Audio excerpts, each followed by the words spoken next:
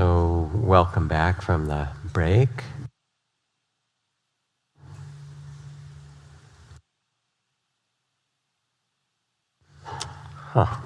When you come and listen to teachings, there's no quiz at the end and no grades, and you don't even have to remember anything. Rather, the invitation is to make the listening its own kind of meditation, not in some weird formal way. You're weird enough without kind of adding to it, but rather to listen and notice if anything resonates in you as true. And if it does, if it reminds your heart or your spirit that this is something that matters, then there's some kind of moment of shared understanding that you can take with you. Because you already have the wisdom of the ages within you. And of course, people hear that and blah, blah, blah. It's a kind of nice platitude. Unfortunately, it's true. But the other unfortunate thing is that we often don't take the time to really listen to our hearts and listen to what is most important to us, because we all get caught up in the thousand things of the world. So to meditate in some way is an invitation to come back and listen more deeply. So I was thinking what I might say tonight, especially given that it's the first presidential debate, or whatever you call it, bread and circus in Rome. And I want to talk about tending ourselves and tending the world. And we'll see if it's helpful or useful or makes sense to you. And I start with a story from the British writer Bernard Hare. This happened a couple decades ago. He was then a young student living on very little money in London. The police called at my student hovel in the early evening, but I didn't answer as I thought they'd come to evict me. I hadn't paid my rent in a couple of months. But then I got to thinking my mom hadn't been too good, and what if it was something about her? We had no phone in the hovel, and mobiles hadn't been invented yet, so I had to nip down the phone box. Rang home to Leeds to find my mother was in the hospital and not expected to survive the night. "Get home, son," my father said. I got to the railway station to find I'd missed the last train. A train was going as far as Peterborough, but I would miss the connecting Leeds train by 20 minutes. I bought a ticket and got on. I was a struggling student, didn't have the money for a taxi the whole way, but I had a screwdriver in my pocket and a bunch of skeleton keys. I was so desperate to get back to my mom, I planned to nick a car in Peterborough, or hitchhike, or steal some money, or something. I knew from my dad's voice that she might die. "Tickets, please," I heard, fumbled for my ticket, gave it to the guard. He stamped it and stood there looking at me. I'd been crying, had red eyes. "You okay?" he said. "Of course I'm okay. Why wouldn't I be? What's it got to do with you in any case?" "You look awful," he said. "Anything I can do?" "You could get lost, mind your own business," I said. "That'd be a big help." I wasn't in the mood for talking. He was only a little bloke. He must have read the danger signal in my body language and tone of voice, but he sat down anyway. "If there's a problem, I'm here to help. That's what I'm paid for." I was a big bloke in my prime, so I thought for a second about physically sending him on his way, but it somehow didn't seem right. He wasn't really doing much wrong, and I was going through all the stages of grief at once: denial, anger, guilt, withdrawal, fear, everything but acceptance. I was a cauldron of emotion, and he was in my line of fire. The only thing I could think of to get rid of him was to tell my story.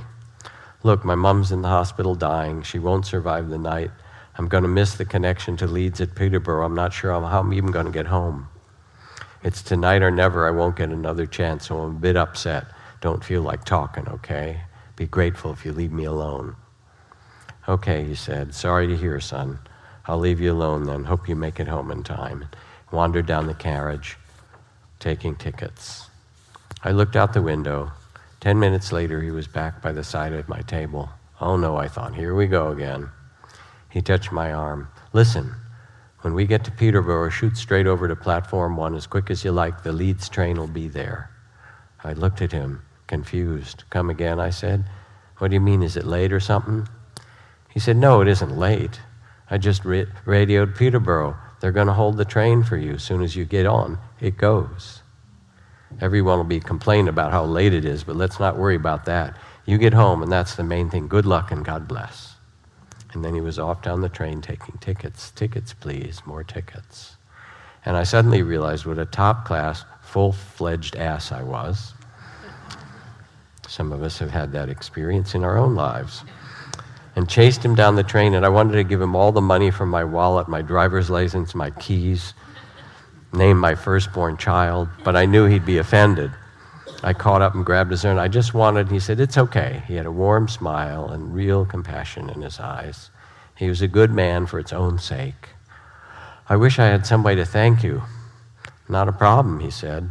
If you need to thank me, the next time you see someone in trouble, you help them out. That will pay me back amply.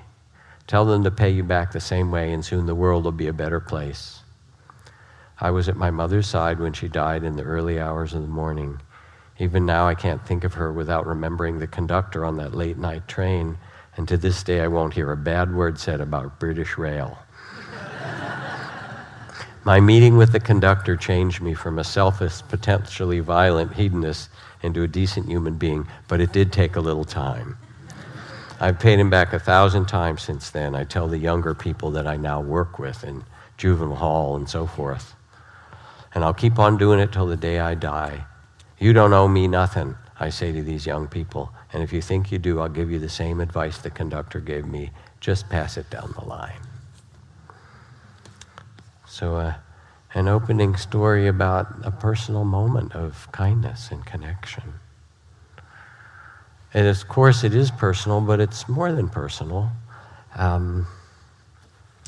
Yesterday, I met a couple of people who had just flown back from the celebration and the opening of the new African American Museum in Washington, D.C., which from all accounts that I've read is absolutely magnificent. And they were standing there telling me about it. They'd been involved in the building and support for it. And they were weeping as they talked. And they said it is filled with such amazing art and literature and the sense of beloved community, and also the artifacts of tragedy and pain. Emmett Till's coffin and, Ku Klux Klan outfits that have blood on them, and, pictures of lynchings and all those kind of things, but also uplift and magnificence of the art and the literature and the things that were created in pride. And I thought about the story of one of my favorite reads of these last decades, which is a book called Bury the Chains by Adam Hochschild, in which he describes a group of a dozen folks who met in a tea shop or printer's shop in England in the 1780s and 90s, when slavery was still the major economic engine of the British Empire. That and sugar in the Caribbean and Latin America. Sugar was the oil of the time, and that was where all the money was coming from. And they met. Some of them were Quakers, some weren't. And the head of this was a man named Thomas Clarkson, who ended up riding on horseback 30,000 miles around England, bringing some ex-slaves who were well-spoken and articulate about the terrors of the Middle Passage and what slavery actually was like into the living rooms of English people around the country. And after 30 years, this small group of people, which grew into a movement, were able to effect in the British Parliament the law that outlawed slavery in the British Empire, starting with 12 people. And the Quakers, who worked a lot with Thomas Clarkson, they wouldn't take their hats off for the king. We only take our hats off for God. But when Thomas Clarkson died, all the Quakers in England took their hats off. So there is the momentary tending of another person on a train, of someone in trouble, and there's the tending of the injustice and the justice that's needed in the world. And you might have hoped you were coming here tonight to escape from politics. I read you Veronica poet and has written a charm for you called A Charm Against the Language of Politics. After you've compared the candidates' slippery platforms, say over and over the names of things, the clean nouns: weeping birch, tanager, damask rose. Read field guides, atlases, gravestones. At the store, bless each apple by kind: Macintosh, Winesap, Delicious, Jonathan. Enunciate the vegetables and herbs: okra, cilantro, calendula. After a speech on compromising the environment, recite the tough, silky structure of webs: tropical stick, ladder web, mesh web, filmy dome, funnel web. Chant the spiders: comb-footed, round-headed, garden cross, feather-legged, black-faced. Remember that most short verbs are ethical: hatch, grow, spin, trap, eat.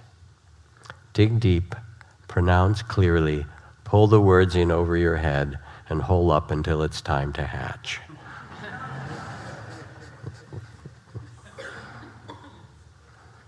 But you really can't escape politics any more than you can escape death or taxes. You'll see. It's coming.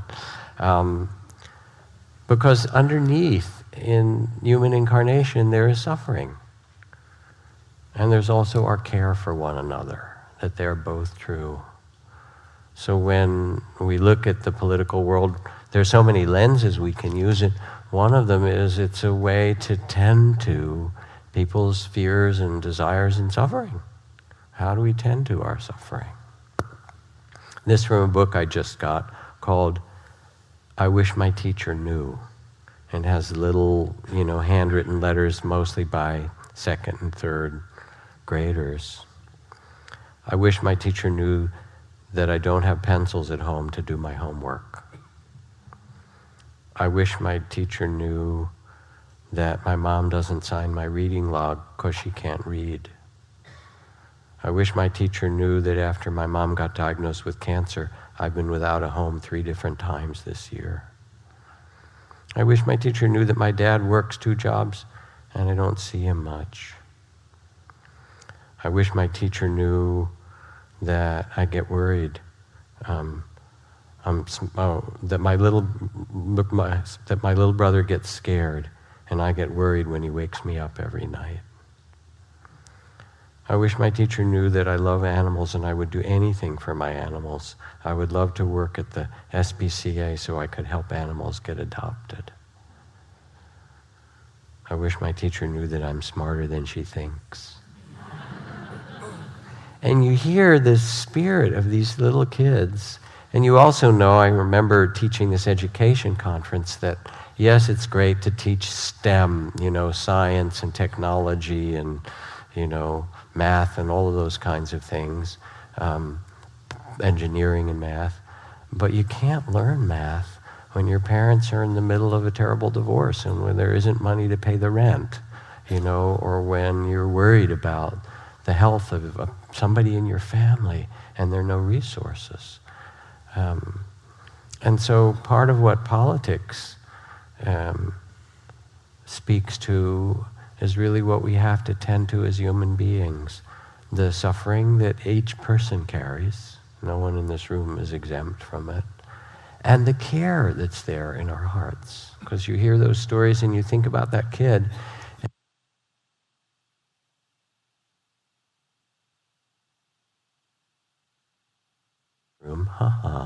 You think about the teachers in that child's classroom, and I get to take a breath when it stops working.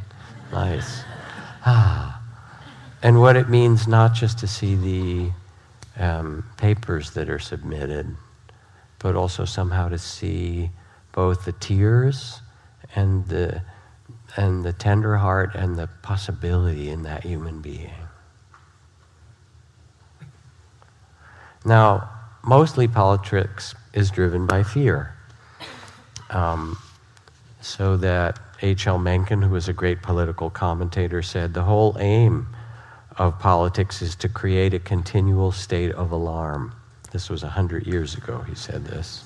to frighten and menace the populace with an endless series of hobgoblins, almost all unreal, as a way to gain power. So that's one assessment of politics. Another way to understand it is that politics is ritualized warfare. That in the old days, the Republicans and the Democrats, and maybe the Libertarians or Greens would chime in, the smaller armies would get in their tanks or get on their horses and, pull their knights out and see who gets the power and who gets to run the country. That's how it worked for a very long time among human beings. Even though it is painful to watch at times, our political system, and in certain ways still quite problematic, at least it's done in a political way, as a ritual kind of warfare. It is a warfare, and you can see people, approaching it as a battle, but it's not literally enacted. So that doesn't, then when you see what happens and how messy it is, it's not so surprising, because it's become our way of both solving the question of who gets the power, who makes the decisions for us in government. And there's a lot of conflict in it. Now, the sad thing is that because of what Megan said, often politics is driven by fear. And we end up forging bonds of hatred rather than bonds of love. James Baldwin, who writes, "I believe one of the reasons that people cling to their hate and prejudice so stubbornly is they sense that once hate is gone, they will be forced to deal with their own pain." And so we project our pain or our fear or our insecurity, because we are insecure. Anybody in this room not insecure? Come on.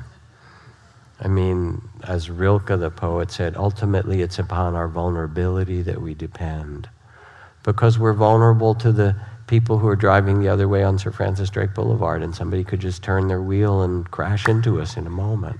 We're vulnerable to the air that we breathe in the Fukushima nuclear reactor and how much particles of cesium or whatever are in our air or water. We're vulnerable to one another. And human life is tender and vulnerable as well as being robust. But this is a reality for us. And so instead of understanding that the human lot is also insecure, security is a superstition, we project it on the communists. They're our enemy, the enemy du jour, or the Mexicans, or the immigrants, or the gays, or the Muslims, or whatever, the enemy du jour. They're the ones we have to be afraid of, and if they weren't there, then everything would be hunky-dory. And that kind of whipping up of fear as a way to solve our problems doesn't lead to much happiness for us. But it turns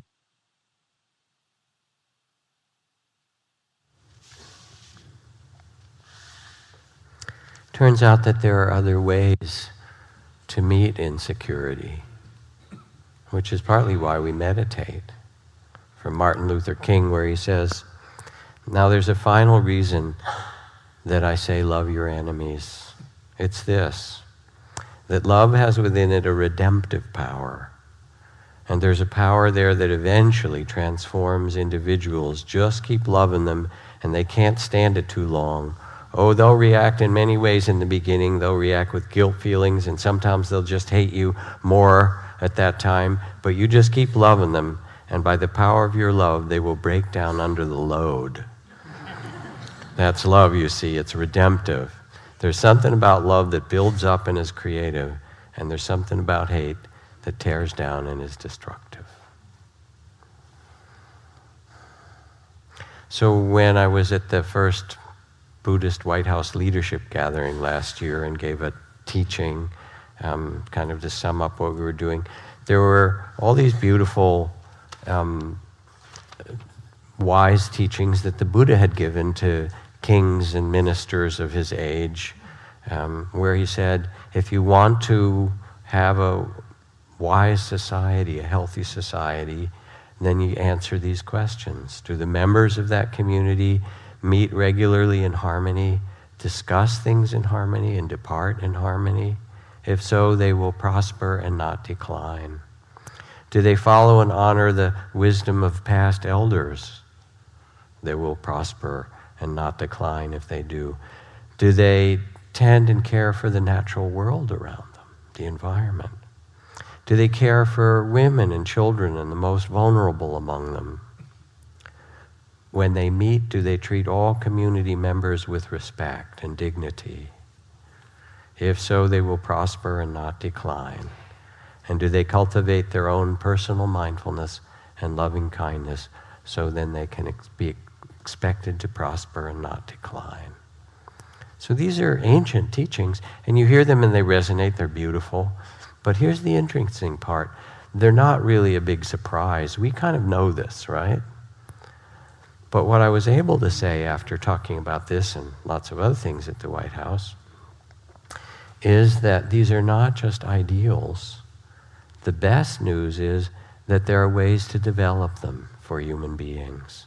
And all the 10,000 studies and papers in modern neuroscience in the last couple of decades in compassion practice and mindfulness training and so forth show that through the power of our attention, through the cultivation of compassion in a systematic way, of forgiveness, of loving kindness, mindfulness of body and emotions and so forth, whether it's in little kids or grown-ups, whether it's in medical settings or business or in education, that these trainings rewire us and they show us, they actually give us the tools to learn how to be in the presence of conflict and difficulty and fear in a centered and kind way. So the beautiful news is not just that these are great ideals, which they are kind of universal across wise cultures, but that you as a human being have the capacity to grow and develop in these just as surely as you could plant a seed in a garden and water it and tend it and let the sunlight and all the nourishment of that, whatever you put to amend the soil, and beautiful things will grow. And it turns out to be true for the human heart.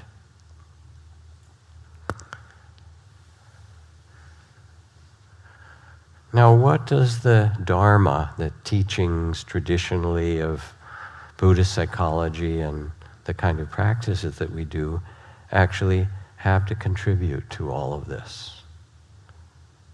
Well, first of all, underlying it is the deep wisdom that what we need in the world, especially at this time, is not more technological advance, although that's marvelous. Nanotechnology, biotechnology, greater computers, World Wide Web, space technology, all that, very cool, astonishing, actually, astonishing. But we are, as one of the chairmen of the Joint Chiefs of Staff said, a nation of nuclear giants and ethical infants. And so the outer development of humanity now has to be matched by inner development, by the development of understanding of interdependence and the development of a capacity to attend and listen and development of compassion and all of these things.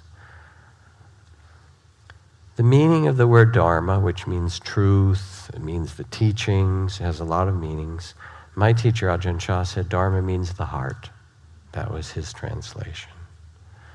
And it means that when we approach the world through the Dharma heart, we live, instead of with fear, we live with trust. Doesn't mean that fear doesn't arise, it does, but that there's a deeper sense of trust. As Nelson Mandela said, coming out of 27 years in Robben Island prison, it never hurts to see the good in someone. They often act the better because of it. And Mother Teresa's words were, if we have no peace, it is because we've forgotten that we belong to each other, that we're family. So the first thing that the Dharma teaches us is how to quiet the mind and open the heart and begin to listen more deeply to connect with ourselves, to connect with our deepest values, and to connect with one another. And without something like this, we can flail around like a boat without a rudder. Everything that comes that's good and everything that's bad kind of knocks us around each day. But as you learn to practice, and as you undertake this training of presence and centeredness, of loving awareness, as the Tao asks, in the Tao Te Ching, do you have the patience to wait till your mud settles and the water is clear? Can you remain unmoving until the right action arises by itself? Patient with both friends and enemies, you accord with the way things are. Compassion in action and thought, you reconcile with all beings. And so there's something that's offered to us in these practices and in the contemplative dimension of humanity all across the world, in so many traditions, that remind us that there's a different way to live. And when Mahatma Gandhi took one day a week in silence, in the middle of deconstructing the entire British Empire, and there's these huge demonstrations and marches with hundreds of thousands, if not millions of people in India, and battles and all this. And Gandhiji would say, well, Thursday's my day off, I have to be quiet that day. And they'd say, but we need you. And he'd say, you may need me, but I need to listen to something deeper and bigger.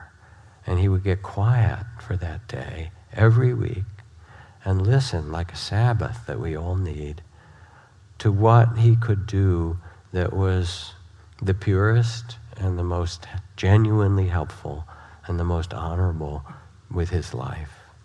And what a beautiful set of questions to ask ourselves. In the Dhammapada, the verses, ancient verses from the Buddha's time, meditate, live purely, be quiet, do your work with mastery. Like the moon, come out from behind the clouds. The one who awakens shines with a radiance of spirit. Come out and shine like the moon, but first quiet yourself, quiet the mind, tend the heart, come back to yourself, and let what is beautiful in you, what is beautiful in each one of you, have space to be heard and listened to and blossom and grow. Because who you are, in the end, is spirit, consciousness. There's all kinds of words for it, loving awareness. I mean, how did you get into that human body? You didn't even remember very well, did you? Your parents did something, but whatever, right? They did a lot of things, but that one made you.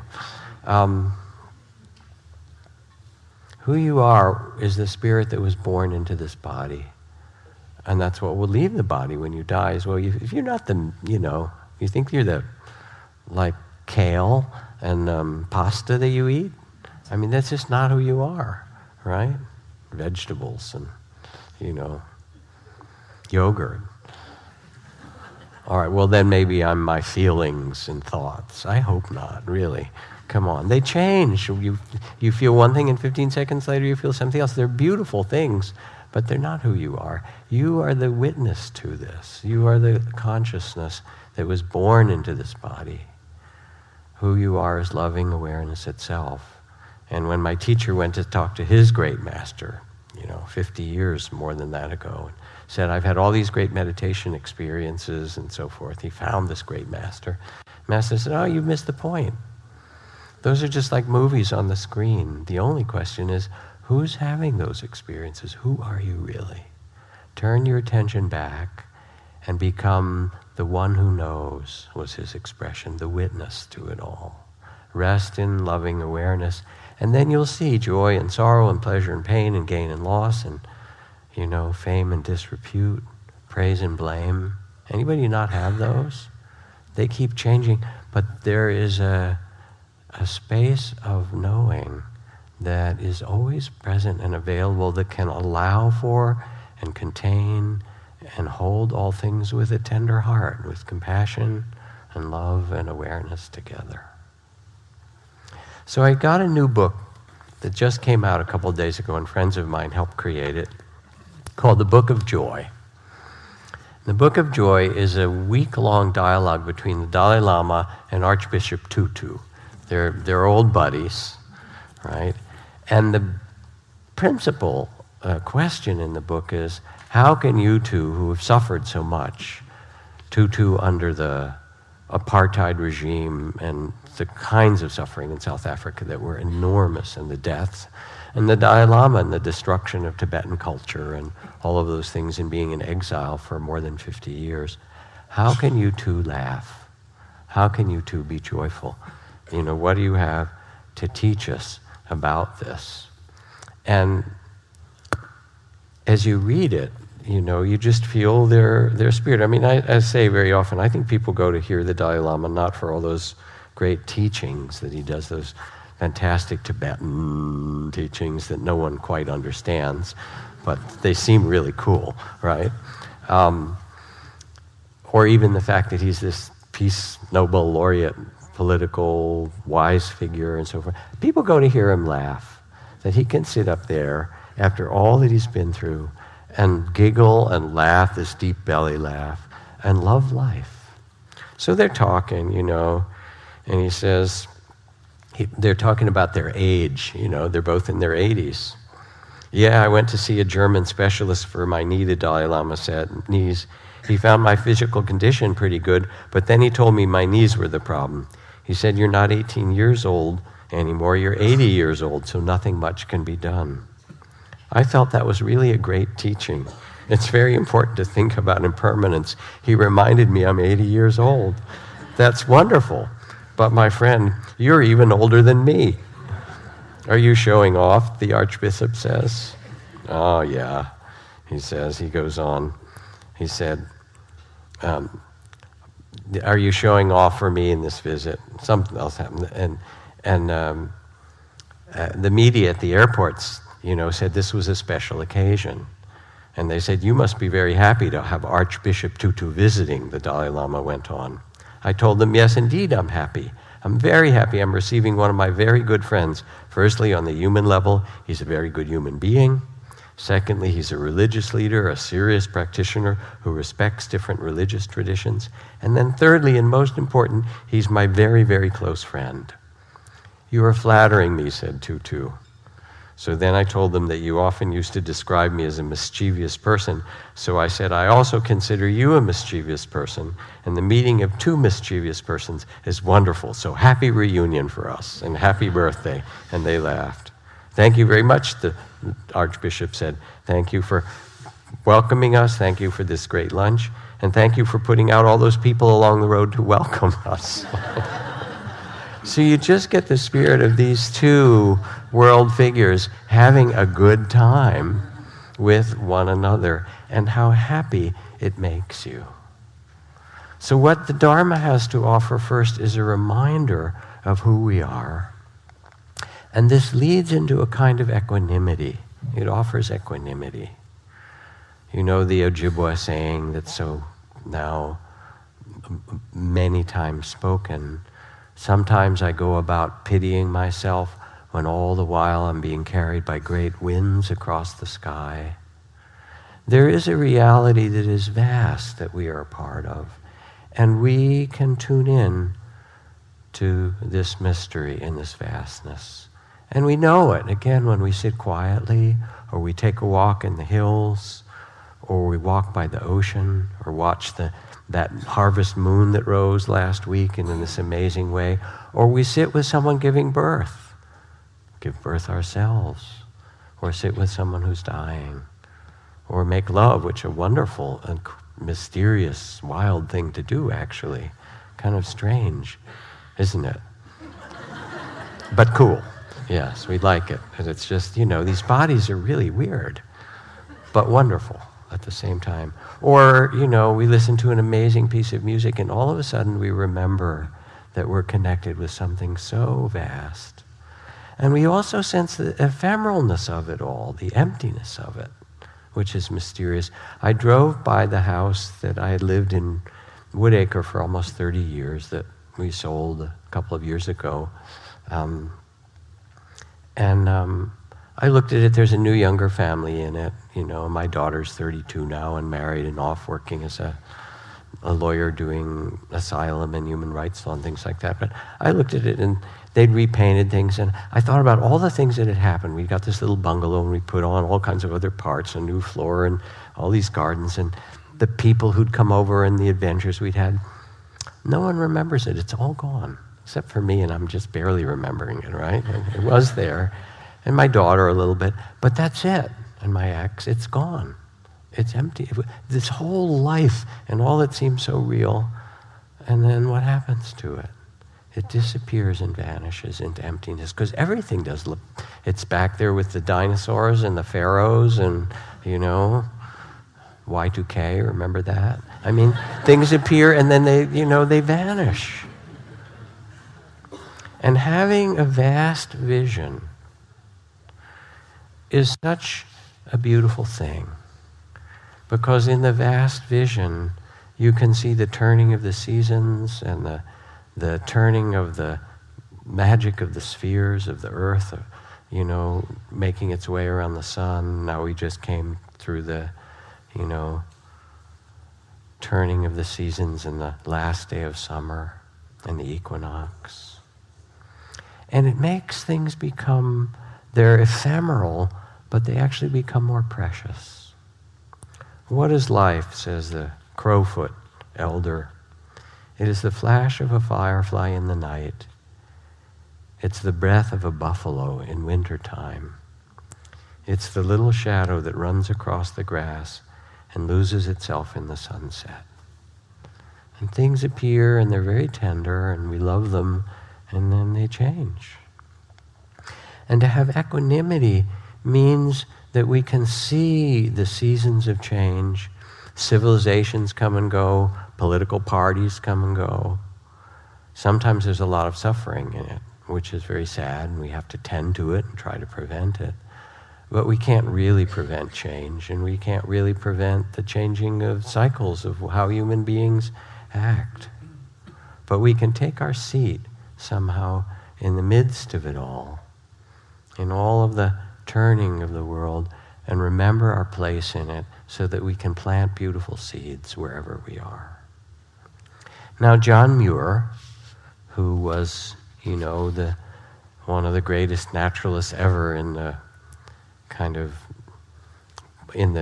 Western world, perhaps not counting the native naturalists who were, you know, many.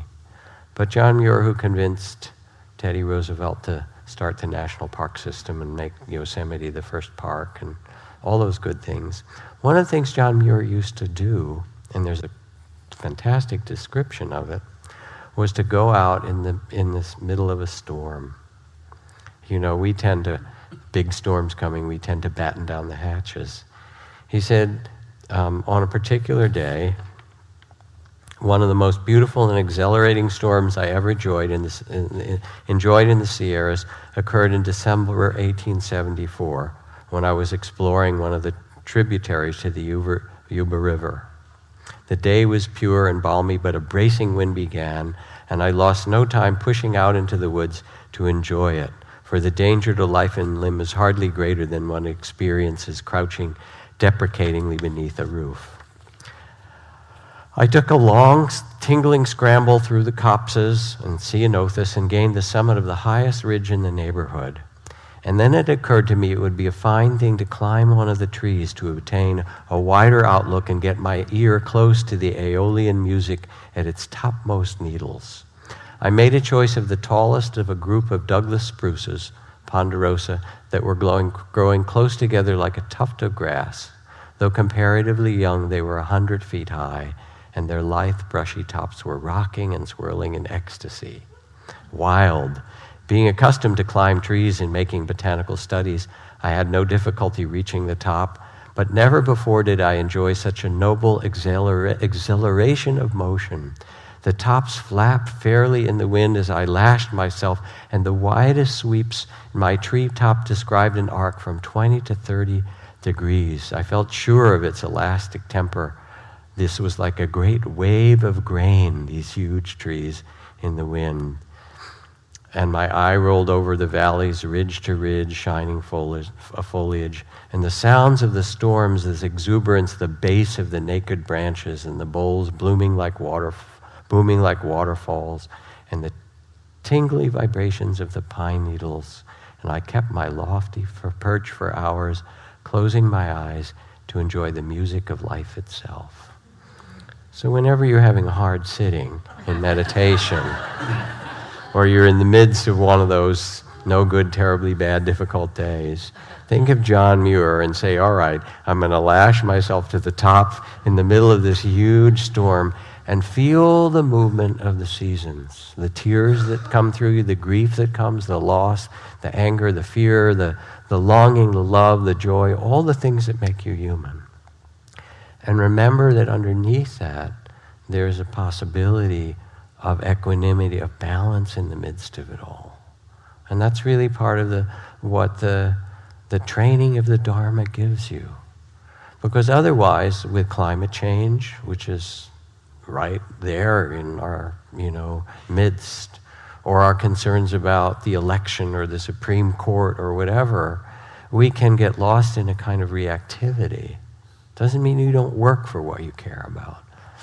But when Wes Nisker, good friend and colleague here, went to talk to Gary Snyder a couple years ago, Gary was 84 at the time, and this renowned environmentalist for the last half a century, Earth Household Pulitzer Prize. And he said, Gary, climate change, the oceans are rising, species are being lost, all kinds of disruption happening. What do you say to us as an environmentalist and for all these decades? And he looked back and he said, don't feel guilty. If you're going to save it, don't save it out of guilt or anger, because those are the very things that cause the problems. If you're going to save it because you love it. Save it because it's you. It's part of you. It is your heritage. It's your body of the earth. And so with equanimity, it's not that you can't act, but you have a sense of the storms coming and going, political, climate, whatever, and you find that vastness around it that says, I can rest in a peaceful heart, and I can tend this from a place of understanding rather than a place of fear. Because politics is trying to make you afraid, and you don't have to go down that road. What's also true is that equanimity has to include suffering. Dina Metzger, friend and poet and activist, writes, "Give me everything mangled and bruised, and I will make a light of it to make you weep, and we will have rain, and we will begin again." Because even though there is suffering, it turns out that suffering isn't the end of the story.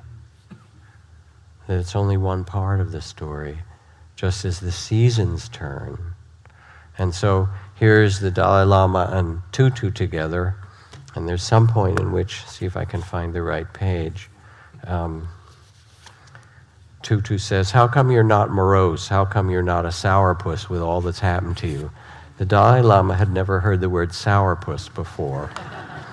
They'd had a couple of conflicts as they were talking about different ideas about God, and they're very, highly developed intellect, and they were arguing about it in a very kind of friendly way.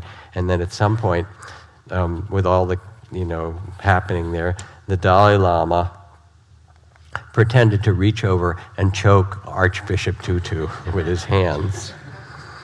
And Archbishop turned back to him and said, "Hey, the cameras are on us. We have to act like holy men. Come on." So there's something in this in which he goes on to say, don't be a sourpuss. and they've kind of figured out. There's something in this of equanimity that says you don't contribute to the world through your fear, through your depression, through your anxiety. You actually contribute to the world by bringing your steadiness and your love and your good heart. The other thing that makes equanimity, and the Dharma contributes, is laughter. It's called the laughter of the wise. And I remember one night I was teaching, and there was some Tibetan Lama here I was teaching together, and I was going along like I am with you. And he said, "Oh, I see what you do." I said, "Oh?" He said, "Yeah. You get them to laugh, and then when their mouths are open, you can pop the pill of wisdom in, right?"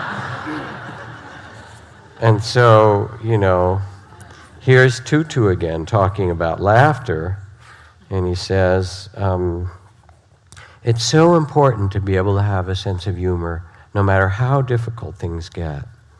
I remember one time we came to a township just outside of Johannesburg where the apartheid forces had provided weapons to one group, and they had killed quite a number of people. We were having a meeting of bishops close by, and I was part of those leading the funeral of the victims of that massacre. So imagine, here you are, there's been terrible killing in the community. The people were obviously extremely angry, and I didn't know what to do.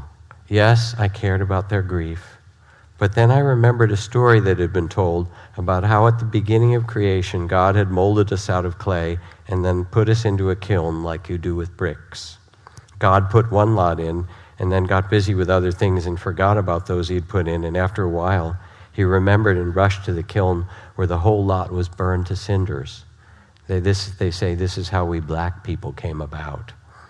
Everyone laughed a little, and then I said, next, God put in a second lot, and this time he was over-anxious and opened the oven way too quickly. They weren't well baked, and this second lot came out completely underdone. And that's how white people came about, and you can see it to this day, But what's true in this is that you can always start again. That here they are in the middle of the suffering of the world, and yet the Dharma reminds us that it's possible, that suffering isn't the end of the story, that it's possible to take the suffering that we're granted or given and use it to develop the great heart of compassion. And that becomes the next gift of the Dharma, that compassion and wisdom can be the response to suffering and conflict. As Abraham Lincoln says, I've always found that mercy bears richer fruits than seeking strict justice. What a thing to say in the middle of a civil war that cost millions of lives and tore the country apart, where there would be so much cause for bitterness. I have always found that mercy bears richer fruits than seeking strict justice. And you remember a few years ago the terrible thing that happened to the Amish community when a shooter went into a schoolroom in Nickel Mines, Pennsylvania, and kept 10 girls in there and began to shoot them and killed 5 little girls, shot at others. And the extraordinary thing was that within hours, the Amish community forgave the killer and his family. News of the instant forgiveness stunned the world almost as much as the incident itself. Many lauded the Amish, but others worried that hasty forgiveness was emotionally unhealthy. In dozens of interviews with Amish people, this person, the writer, says, I discovered something else. Members of the community began offering words and hugs of forgiveness when the blood was barely dry on the schoolhouse floor. A grandmother laughed when I asked if the forgiveness was orchestrated. You mean that some people actually thought we called a meeting to plan forgiveness? As a father of a slain daughter explained, our forgiveness was not our words, it was what we did. Members of the community visited the gunman's widow at her home with food and flowers and hugged members of his family. There were few words, but it was primarily their hugs, gifts, and mere presence that were acts of grace, that communicated Amish forgiveness. Of the 75 people at the killer's burial, almost half were Amish, including many parents of those who had buried their children just the day before. The Amish people contribute to a fund for the shooter's family. So what is our response to suffering in our own life and in the world around us?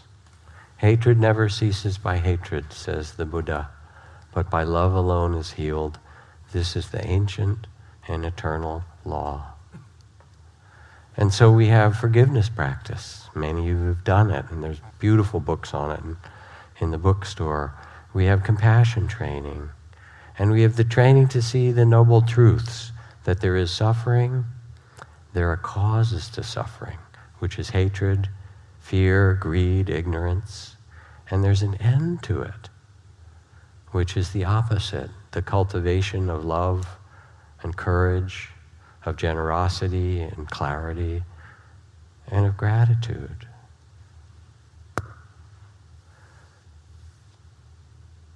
The roots of suffering are a false sense of separate identity. We're different than them. We have to protect ourselves. The roots of love and wisdom are interdependence. We are caught in an inescapable network of mutuality, woven together in a mutual garment of destiny, says Martin Luther King. To see with the heart, which is the Dharma, we see that it's us together. And there comes then tenderness and compassion.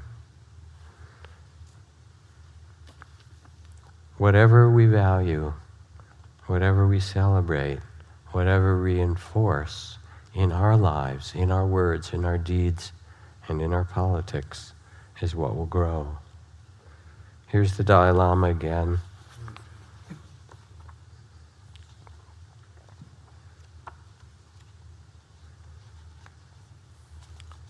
What do you do about things that really need attention in this world? He says, if something can be done about the situation, what need is there to be dejected? Let's just do it. And if nothing can be done about it, what use is there to be dejected? Because we can't change it. He said, he went on, people know it in their head, but it doesn't help them. They still worry, said the Archbishop. And the Dalai Lama went on, many of us have become refugees. There are a lot of difficulties in my own country. When I look at that, he said, cupping his hands into a small circle, then I worry. I worried about the Tibetan people and all that I care about. But then he widened his hands. But when I look at the world, there are a lot of problems everywhere. Other parts of the People's Republic of China, for example, the Uyghur Muslim community has problems and suffering. And then outside of China, there are many more problems and more suffering and refugees streaming across borders everywhere, refugees like me. When we see these things, we realize that not only do we suffer, but so do many of our human brothers and sisters. And when we look from a wider perspective, we reduce worrying and instead are motivated to tend to the world because it is our brothers and sisters. It shifts from being your personal suffering to becoming the pain of the world. This is part of what you're given, but it's not the end of the story. The person who, writes Zen teacher Durkheim, the person who really being on the way falls upon hard times in the world will not, as a consequence, turn to those friends who offer them refuge and comfort and encourage the old self to survive. Rather, they will seek out someone who will faithfully and inexorably help them to risk themselves so that they may endure the difficulty and pass courageously through it. Only to the extent that a person exposes themselves over and over again to annihilation can that which is indestructible be found within them. And in this daring lies dignity and the spirit of true awakening.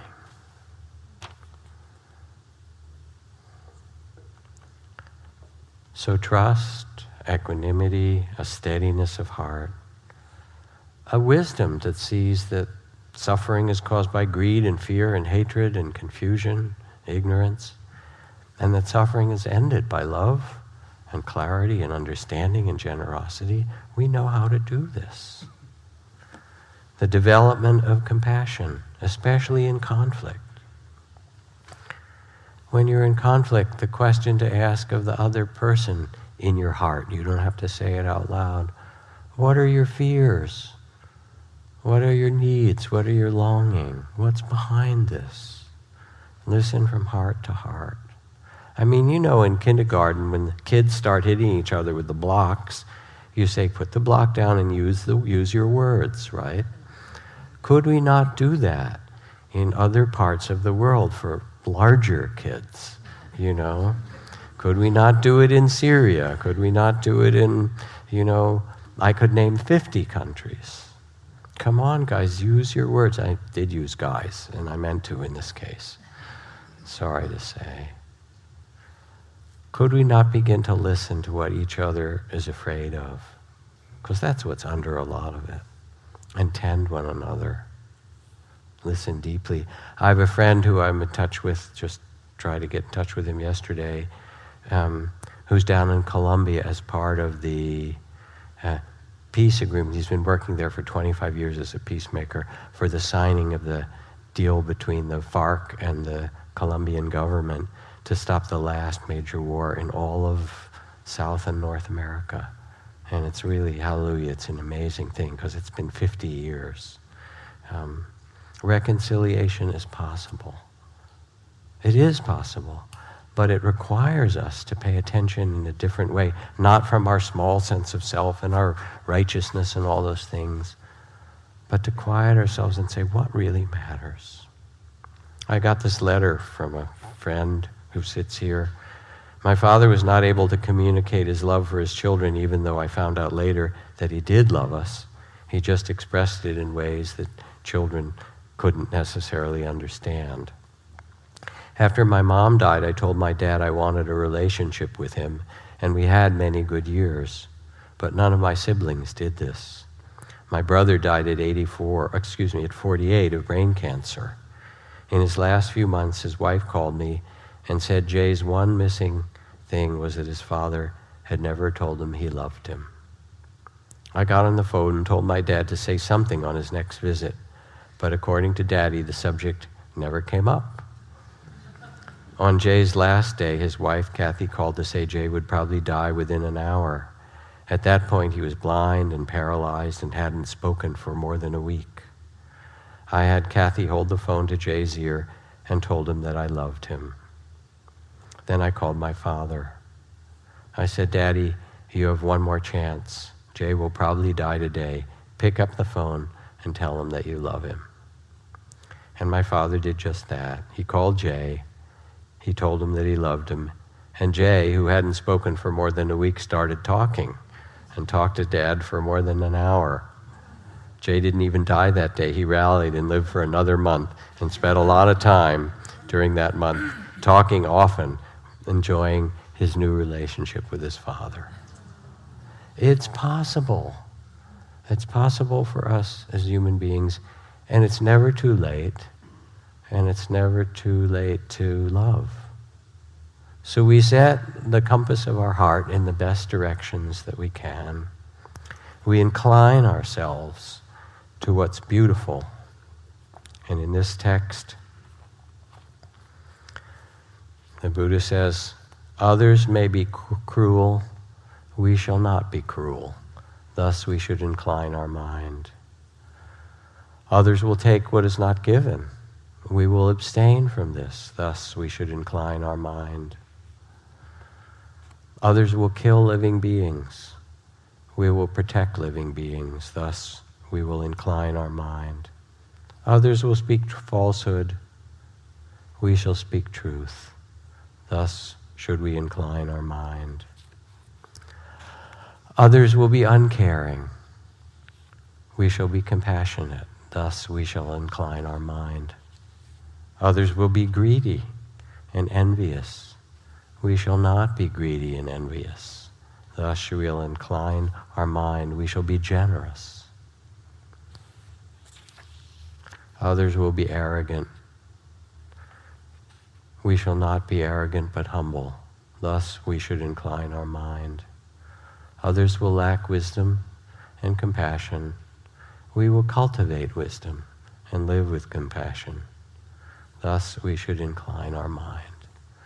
And it really talks about the possibilities of us as human beings.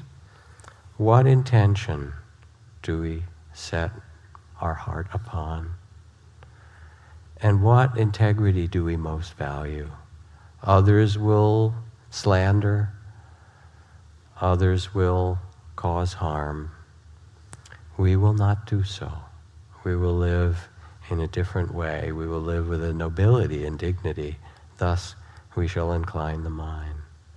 Other will be uncaring. We will be compassionate. Now, it doesn't mean when you're compassionate that you therefore have to go out and do everything for everyone. That would be a violence against yourself. For some of you, it will be to raise a mindful and beautiful child. For some, it will be to create art that redeems the world, that lets people see the wonder of it anew. For some, it will be to run a conscious business. For many, it will be also to be activists and work to heal injustice and to care for those who need their basic life to be valued. Put down the guns, bandage the wounds, carry the water, share the bread. These are all the works that you might do. From a place of stillness, from quieting the mind and opening the heart. And it's never been done before by somebody like you. In the vast universe of 1 trillion stars, billions of galaxies, there's never been one being exactly like you. It's kind of wild, isn't it? That's the kind of abundance of life itself. I'm going to make a new person that we've never seen, even though we've had billions of them before. Look at this one. Try this one out. And you're one of them, right? It's never been done before. These acquaintances drove up to the botanical garden in Montreal, these two guys. That was a very special temple garden that had been moved from China to the West, and it had the largest bonsai collection outside of Asia. We approached the massive gate and discovered this day that it was locked. I panicked, ready to demand entry after driving 400 miles from another country to see this. My husband, Robert, like an Asian sage, simply treated the situation as a koan, a riddle to be solved. He stood quietly for a time, and then he began to walk the outer wall of the garden, which is high, insurmountable. I was frustrated. He kept slowly walking along the high wall, but the garden stretched for 200 acres or more, and I wondered, are we going to walk its entire perimeter? The thought made me cranky. And he kept walking mindfully and slowly. And suddenly, when we'd walked farther than was originally in our view, the walls disappeared. In fact, the garden itself had no walls save for the facade at its entrance. We simply walked through the open grass to a path that welcomed us. And what had seemed like an impenetrable barrier, a locked threshold, was a symbolic gate waiting for our patience and our understanding.